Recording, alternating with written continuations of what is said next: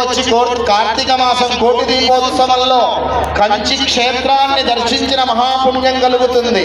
ఇంతసేపు కంచి అమ్మవారి కళ్యాణాన్ని చూసా. అమ్మవారు మృత్తికతో అనగా మట్టితో అమ్మవారు ముందుగా కంచి క్షేత్రంలో తపస్సు చేసిందట కళ్ళు మూసుకొని.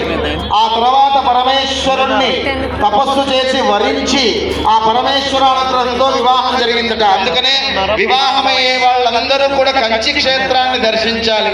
ఎలాగో కంచి పట్టు చీరల కోసం వెళ్ళి దర్శిస్తూ ఉంటాం. అలాగే కంచి కామాక్షి అమ్మవారు కంచి పీఠం జగద్గురువులు శ్రీ శ్రీ శ్రీ విజయేంద్ర సరస్వతి మహాస్వామి వారు ఏకకాలంలో దర్శించడం మనకి దర్శన భాగ్యం కలిగింది. అంటే కంచి క్షేత్రమే ఇక్కడికి వచ్చి మనకు దర్శనం ఇస్తున్నట్టు కంచికి వెళ్ళలేని భక్తులందరూ కూడా నమస్కారం చేసుకోండి. కంచిని కార్తీక మాసంలో మనం దర్శించిన ఫలితాన్ని మనం పొందుతున్నాం.